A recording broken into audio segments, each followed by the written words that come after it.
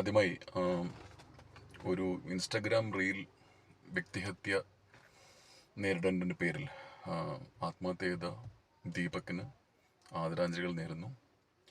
തീർച്ചയായും അദ്ദേഹം ചെയ്തത് വളരെ തെറ്റായ ഒരു തീരുമാനമായി. കാരണം ആ വീഡിയോയിൽ അദ്ദേഹത്തിൻ്റെ അമ്മയുടെ കരച്ചിൽ കാണുകയുണ്ടായി. ഹൃദയഭേദകമായിരുന്നു. കുറച്ചു നേരം നോക്കാൻ പറ്റിയുള്ളൂ. പക്ഷെ അറ്റ് ദ സെയിം ടൈം ഈ ആത്മഹത്യ കൊണ്ട് എന്ത് നേടി എന്നുള്ളതാണ് ശരിക്കും പറഞ്ഞാൽ. ഓഫ് കോഴ്സ് തീർച്ചയായിട്ടും നമുക്ക് നമ്മളുടെ നിരപരാധിത്വം എത്ര പേരോട് പറയും. നമുക്ക് ഇതേപോലെ വേറൊരു റീൽ എടുത്തുകൊണ്ട് റീച്ച് ഉണ്ടാക്കാനുള്ള കഴിവുണ്ടാവില്ല. ആരും കാണണമെന്നും നിർബന്ധമില്ല, ആരും വിശ്വസിക്കണം നിർബന്ധമില്ല. ലക്ഷക്കണക്കിന് ആൾക്കാർ കാണുകയും ഷെയർ ചെയ്യുകയും ചെയ്യപ്പോൾ സമൂഹത്തിന് മുമ്പിൽ അപമാനിതനാകുമ്പോൾ ചിലപ്പം ആ സമയത്തുള്ള ഒരു ഇൻസ്റ്റൻറ്റ് ഡിപ്രഷനകത്ത് ചെയ്തതായിരിക്കാം.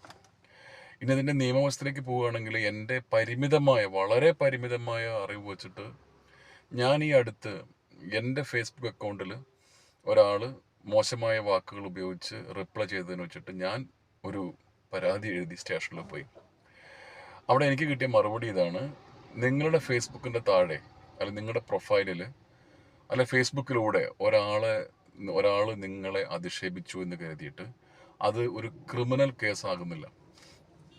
കാരണം നമ്മൾ ഫേസ്ബുക്കിനകത്തുണ്ട് എങ്കിൽ അതിൽ പ്ലസും മൈനസും വരും. അത് ഉടനെ ഒരു ക്രൈമായി മാറില്ല എന്നാണ് എന്നോട് പറഞ്ഞത്.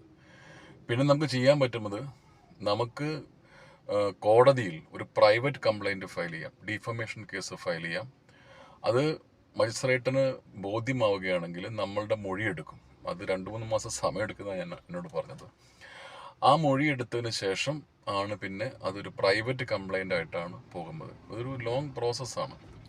ഇപ്പം ഇവിടെ ഇദ്ദേഹത്തിനെതിരെ വീഡിയോ ചെയ്തിട്ടുള്ള കുട്ടി, ആ വീഡിയോ ഇദ്ദേഹത്തിന് മനപ്രയാസമുണ്ടാക്കി ഇദ്ദേഹം ആത്മഹത്യ ചെയ്തു. പൊതുജന വികാരം ഇദ്ദേഹത്തിനെതിരാണ്, രോഷമുണ്ട്, എല്ലാം ശരിയാണ്. കുറച്ച് നാളത്തേക്ക് ഇതിങ്ങനെ ഉണ്ടാവുകയും ചെയ്യും. പക്ഷേ ഹാർട്ട് ഓഫ് ദ ഹാർട്ട് ഞാൻ കരുതുന്നത്, ഇന്ത്യൻ നിയമവ്യവസ്ഥ പ്രകാരം ആ ഒരു വീഡിയോയിൽ അവരവരുടെ കാര്യങ്ങൾ പറയുന്നു. അതിനകത്ത് ആത്മഹത്യക്ക് തള്ളിവിടാനുള്ള പോയിന്റ് ഉണ്ടാകുമെന്ന് ഞാൻ കരുതുന്നില്ല. കാരണം കോടതിയിൽ തെളിവുകളാണല്ലോ സംസാരിക്കുക. തെളിവുകൾ, സാക്ഷികൾ, സാഹചര്യങ്ങളൊക്കെ എടുത്ത് നോക്കുമ്പോൾ അദ്ദേഹത്തിനത് വിഷമമുണ്ടായി, അദ്ദേഹം അത് ആത്മഹത്യ ചെയ്തു. വീഡിയോ ചെയ്യുന്ന കുട്ടിക്ക് ഇയാളോട് മുൻവൈരാഗ്യമോ ഇയാൾക്ക് മുൻപേ അറിയുക പോലുമില്ല. ഈ ലെവലിലേക്ക് ആ കേസ് പോവുകയും ആ സ്ത്രീ വളരെ സുഗമമായി പുറത്ത് ഇറങ്ങുകയും ചെയ്യും എന്നുള്ളതാണ് സംഭവം. മേ ബി അവരെ അറസ്റ്റ് ചെയ്ത